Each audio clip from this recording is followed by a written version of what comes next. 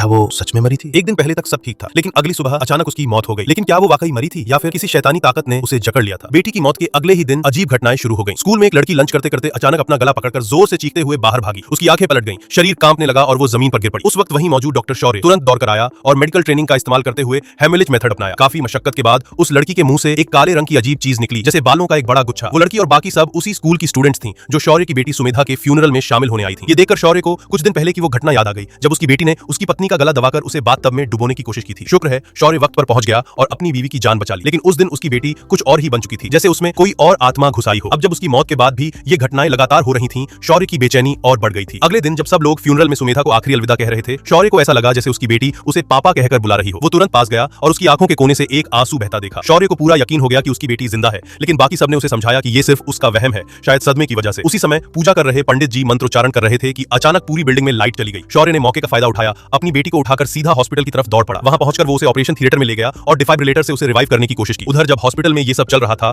उसी वक्त शमशान में पंडित जी के मुंह से खून बहने लगा। हर बार जब डिफाइब्रिलेटर चलता, पंडित का सिर दीवार से टकराता, जैसे दोनों जगहें एक दूसरे से जुड़ी हों। माहौल और भी अजीब तब हो गया जब पूरे कमरे में अचानक पतंगे उड़ने लगे और पंडित दर्द से तड़पने लगे। लेकिन हैरानी की बात यह थी कि बाकी लोगों को कुछ भी नजर नहीं आया। इसी दौरान हॉस्पिटल के सिक्योरिटी गार्ड्स आए और शौर्य को जबरदस्ती ऑपरेशन थिएटर से बाहर खींच लाए। तभी पंडित की आंखें खून से लाल हो गई और उसे एक झलक मिली सुमेधा की। इस डरावनी घटना के बाद सब कुछ देर के लिए शांत हो गया। कुछ देर बाद युवा पंडित हर्ष ने वहां पहुंचकर अपने गुरु को जमीन पर पड़ा देखा। गुरु ने जाते जाते उससे बस इतना कहा, उन्हें बता दो दानव कभी जीत नहीं सकते। अब